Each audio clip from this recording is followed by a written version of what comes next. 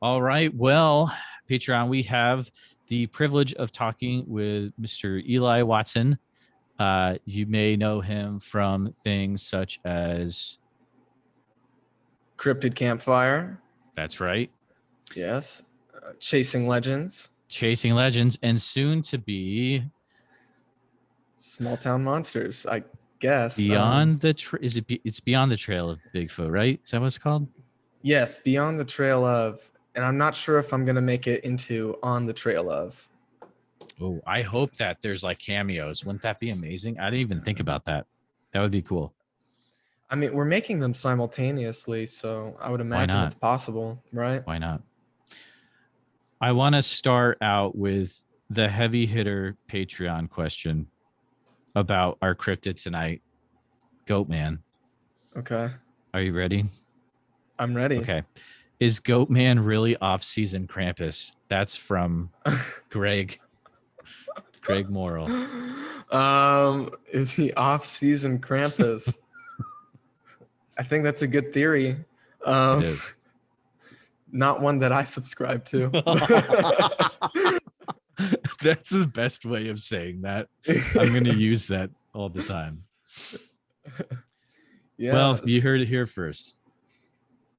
So, I mean, what do you want to know? Everything there is to know I about want to know Goatman? everything. I want to know the Book of Secrets, Harry Potter, everything to know about Goatman, for real. Okay. Well, I'm really glad you asked. I have this whole notebook here, 200 pages of notes that I will read verbatim here.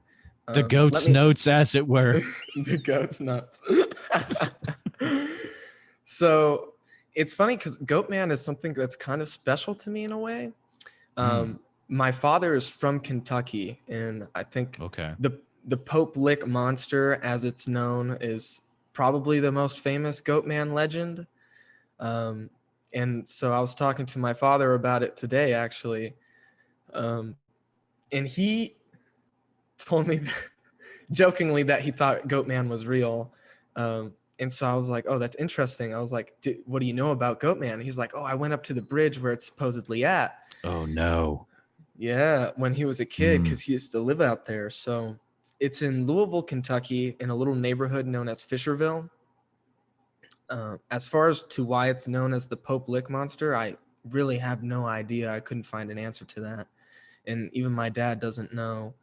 But basically, there's this train track that my dad referred to as the J-Town Trestles. And it's about 80 feet. I got another report that it was over 100 feet tall before you get to the road below. And so, and it's a railroad track. I mean, it's a trestle, you know, so trains come by, and I mean, obviously if you're in the middle of it, you literally have nowhere else to go but down.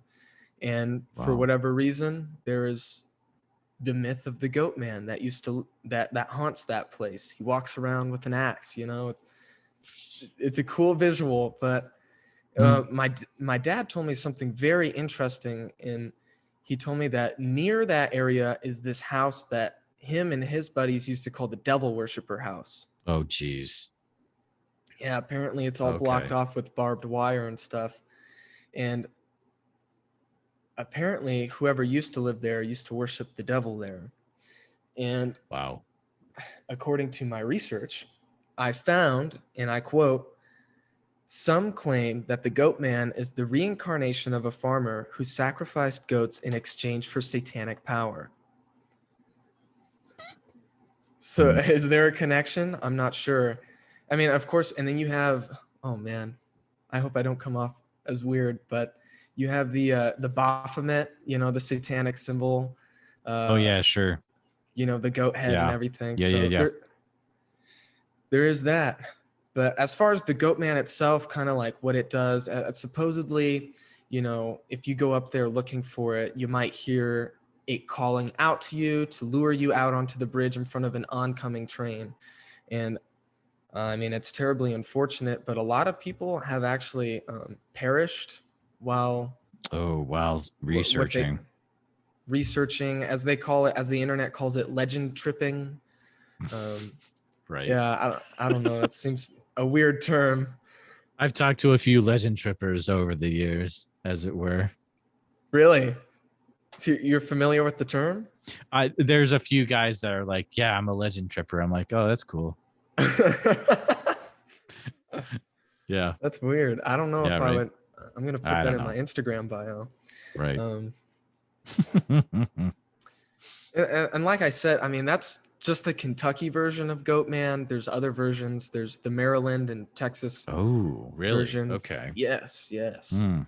So I'll get into this a little bit. The Maryland one I could find very little on, but I mean, it's Maryland, so I don't want to say that, but Maryland has some weird stuff though. they If you do. get into it, they have weird stuff. Snallygaster, Dwayyo, all that stuff, dude. Yeah, the Snallygaster, man, one of my favorites. That's funny because may I share this? It's tangential, but Oh, I don't care. Go ahead. Go right ahead. okay, cool. Yeah. So what interests me a lot about the Snallygaster is that it came about during the Prohibition era, Mm. or I guess you can trace its origins back all the way to Germany, but I think the big hullabaloo about it was during the Prohibition era, and there's some theories that they tried to use the Snallygaster to cover up, people who Yeah. were working Yep. out in the woods. But Yeah. my great grandfather or great great grandfather was actually a moonshiner back in the day during the Prohibition era. So Oh, snap. yeah, unfortunately, Wow. I never met him, but I would love to, if I could, talk to him and be like, hey, so what do you know about the Snallygaster? I've legend tripped through time to talk to you about the Snallygaster, grandpa. Great grandpa. Yeah. So, oh, go ahead. No, you go for it. When you're saying there's, so you're saying there's like different regional versions of the same pretty much figure. Yes. Dang. Yes. All of them with Wow. differing origin stories. Oof. And so obviously the Goatman of Kentucky, the Pope Lick monster, has some sort of seemingly satanic origin. Right. In Maryland, it kind of borders like science fiction. So Really? let me just read this out to you. Okay. Because apparently the Goatman from Maryland is centered around Beltsville. And there's the Beltsville Agricultural Research Center. And supposedly there was a scientist who was experimenting with goats. One of the experiments backfired and it turned him into a goat-like creature. And I guess out of sheer anger, he started to attack cars with an axe. That makes sense. I think it's the only logical conclusion. That's wild. Like probably running around on his hind legs with a huge like battle axe, and Yes. that's crazy. I always picture him kind of like a lumberjack, That makes sense. So I would assume you've seen like the Ghost Adventures and the BuzzFeed Unsolved about the Goatman's Bridge and all that junk, right? Have you ever seen those? Is it embarrassing to say that I haven't? No, not at all, actually. It's probably even less embarrassing because it means that you have some morals and standards. But if you are looking for obviously this is for the Patreon, so I don't really care what I say because I am gunning for that Zach Baggins interview in the future. Heck yeah. Maybe someday, who knows. But yeah, if you're like bored and you want to have a fun time and you're just like, whatever, check them out. They're kind of interesting. Although like, so the Ghost Adventures one, it's like they would like go out on the bridge and like try to like put like a, I don't know, like a conjuring or something like that. Is that something like your relative would be involved? Like how crazy would they get when they're like trying to go out on the bridge and stuff like that? I don't. Probably not too bad. See, okay, Hopefully. so my dad, I'll say two little things about my dad. Okay. So he told me that he was a kid when he went up there. So I'm assuming a lot of his cousins are older. So I'm assuming they took him up there to try to scare him. My dad told me he messed with a Ouija board once Oh boy. and he saw some things and was like, nope, that's enough for me. No way. Oh, I can't. Yes. Oh man. Yikes. I can't do that stuff, dude. And no, I'm the That's same. horrifying. And it's funny because I personally am into Bigfoot. I'm a big believer Bigfoot's out there. And, Totally. you know, I've been out squatching before and, you know, my, it's funny. My dad will say, I think Bigfoot is okay. I don't think he needs me to find him. And so That's interesting. he doesn't want to go out looking for Bigfoot in case that he comes across a Bigfoot. Not that my dad is opposed to nature in any way, but What if what he saw through the Ouija board was Bigfoot? oh my. And that's why he's saying he doesn't need to be found. You don't know. You don't know. You probably never know. But dude, that's some crazy Goatman knowledge, man. I'm loving it. Dude, let me drop some more on you. Let's do it. Let's I don't know. There's no goat puns I can throw out. Go for it. The goat. I don't know. That was me trying to come up with one. So the Texas one is a little bit dark. I'll try to keep it as light as possible, but all right. So there's the old Alton Bridge, and there seems to be a dark history associated with it, and particularly in reference to the origin of the Goatman. And it stems back to 1884, I believe. This is the one I was thinking of. Yes. Okay. Yeah, this one gets dark. Yeah. Yes, it does. I'll try to keep it light. Yeah. So there was an African-American entrepreneur named Oscar Washburn. And he was, I guess, known as the Goatman. And he hung up a sign on the Alton Bridge saying "This way to the Goatman" as a way to kind of point to his shop. And the KKK didn't take a liking to that, and they decided to try to lynch him, over the side of the bridge. And when they went to go examine their handiwork, he was gone. Wow. And apparently he was never seen again. And but ever since that day, the Goatman supposedly haunts the bridge, with the visage of a goat-like head. People have reported seeing eyes in the darkness. And that, I mean, I guess it's kind of a weird way to think, but I wonder what some hobos have seen, Ooh, that's a crazy idea. What a great show that would be. Hobo legend tripping would be hobo amazing. Legend tripping. That's it. That's it. Yeah, so the Ghost Adventures and the BuzzFeed Unsolved is actually about the old Alton Bridge Goatman. Yes. That's the one. Yes. Yeah. That is the one. So maybe the Texan one is the most famous. I don't know. Maybe. Yeah. I mean, I guess I just grew up hearing about the Kentucky one. Okay. So gotcha. Man, that's crazy stuff.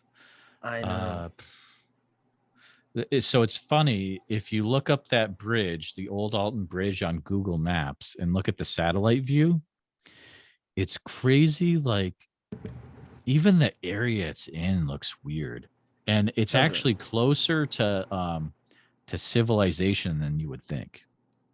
Let's see. But it's just so it's I think I remember seeing a maybe a warehouse, but it's hard to tell how far away it was. But dude, there's some creepy stuff. If you want to be creeped out, check those out. Goatman. Do you view Goatman as an actual cryptid then? No. Yeah, I know. I don't. I think it's folklore. I think it's interesting. Yep. I think if anything, maybe something paranormal is going on. I agree. I mean, there's plenty of bridges out there in the world that have other dark stuff associated with them. I mean, man, I forget where it is, but there's that one bridge where the dogs always jump off. I don't know if you've heard about that one. Yeah. That sounds crazy. Yeah. to where the dog, it's like an incontrollable urge to just jump off and plummet to their death, you know. Or I mean, suicide bridge seems to be a sort Yikes. of thematic thing, you know. So Yeah. I mean, and anytime something dark happens, you know, whether it be someone getting lynched or doing satanic rituals, you know, there's always the risk of something being imprinted on the area, you know. I mean, I don't know That's how true. much, That's I true. don't know, I don't know how much you get into the paranormal on your show, but Pretty much non-existent. oh, But I it is, see. which is fine because this is kind of like a um it's not an actual like in the on the main podcast. So if we chat about it here, it's fine because like the way that the Cryptid Case Files works for this is like I let the people the Patreon members choose what they want to hear, and Mm, then I kind of do a random picking if there's a lot of them. But so like yeah, it doesn't matter to me because this is what they want to hear. So, yeah, but I don't really do a lot of yeah, well, I do some alien stuff. I've done some alien stuff, but not interesting. really paranormal. Yeah. Yeah, Yeah. paranormal. Well, then I'll share something a little All bit. right. All right. Because unfortunately, I mean, like I kind of mentioned, I don't do paranormal. I don't like, I'm not the guy to ask to come with you Mm-hmm. to go to a haunted house or Oh, to do a totally. Yeah. Ouija board. I Yeah. will Yeah. Yeah. say no every time. Uh, but somehow, some way, I keep getting drawn into it, and I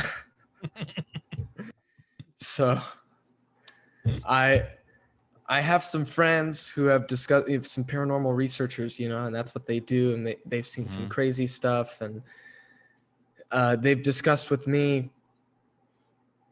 like two things. There's like two different things happening that they think when something paranormal is going on, right? Mm.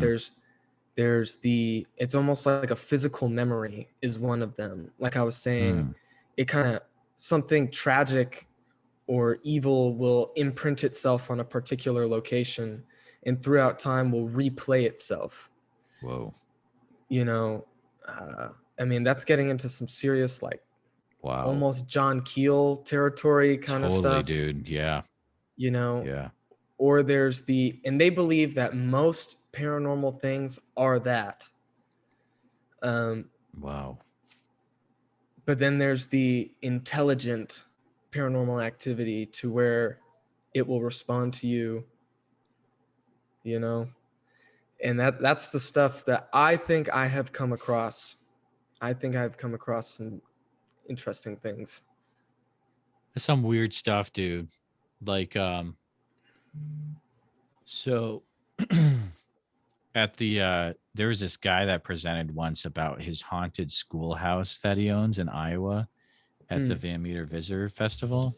mm, And so they kept seeing this like dark figure, right? That they would call like the principal. He's a bad dude. He'd mess you up, right? yeah.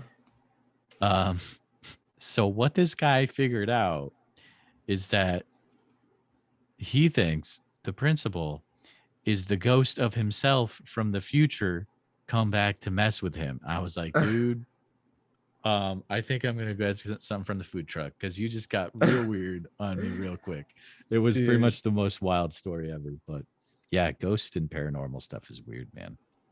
But Yeah, that's I mean, the way I put it, you know, because as soon as I tell people, you know, oh, I'm into Bigfoot and the Jersey Devil and the Loch Ness Monster, they're like, oh right. yeah, so you look for ghosts too. And I'm like, Mm, no, no.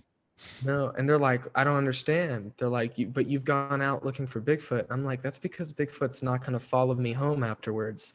I was Eh, gonna say that, but then I was like, oh, I can't say that because the Puckwudgie will follow you home. yes, the the Puckwudgie will, But but Bigfoot won't, but Puckwudgie will, which I is know. wild. I mean, maybe if I was John Lithgow on a family vacation, Bigfoot would follow me home, but Snap, dude. That was good. That was good. Dude, do you how pumped are you for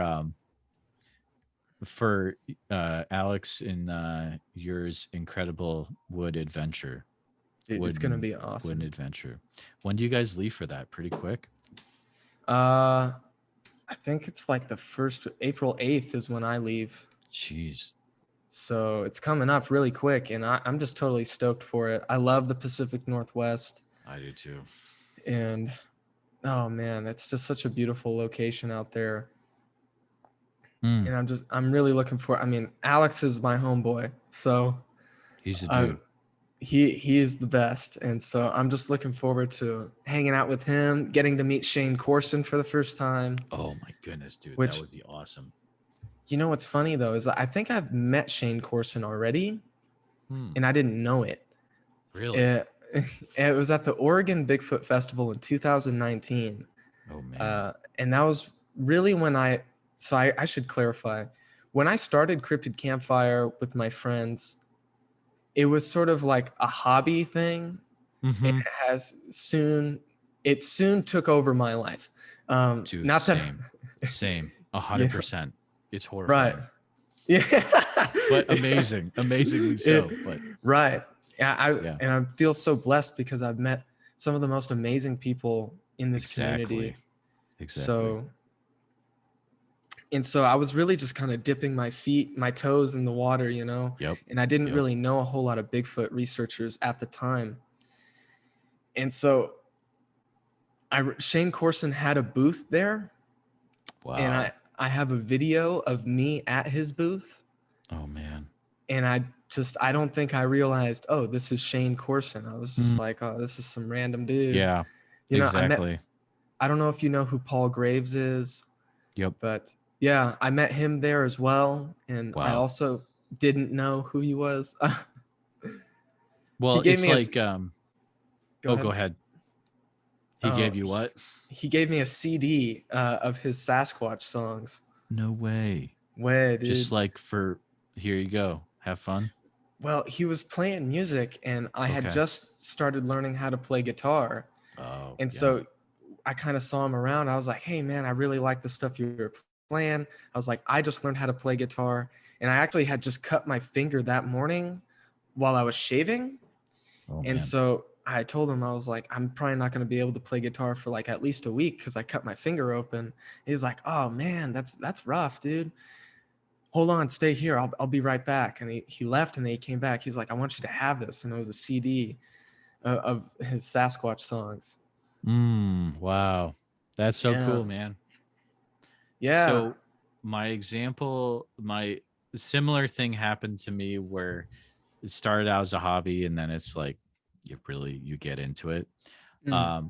So before, it was actually when I started the podcast for the first time, and this is like the year before the pandemic. And my family and I went to the Cryptozoology Museum in Portland, Maine. Ooh.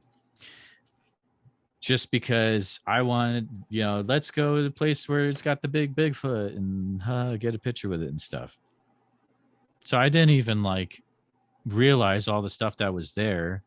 And like, I totally remember just like, oh, weird. Look at nails from a place called Ape Canyon. Who cares about that? Brr. It's like, and then I'm like, fast forward like a year later and I'm interviewing Mark Marcel and like stuff like that. I'm like, oh my goodness. Like I totally I can half foggily remember seeing the Ape Canyon stuff there, but like, I just didn't have the knowledge to realize what I was looking at. Right. And the artifacts at the museum, it's like crazy. And I think I met Nate Brislin, but I just didn't know who he was. It was the weirdest. Like I remember him working there because I know him on Facebook now, but yeah. It's weird. Funny how it works, right? It's just, and it's funny because I know for a fact it doesn't happen with everybody. My friends, they do the podcast with me, but they haven't felt the pull like I have, Oh, like, really?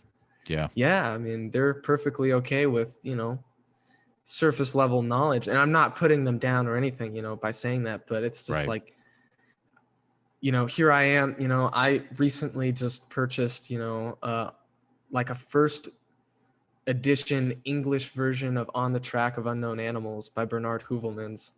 And I mean, I shelled out $150 for it, but I'm like, I'm in deep, bro. I can't get out.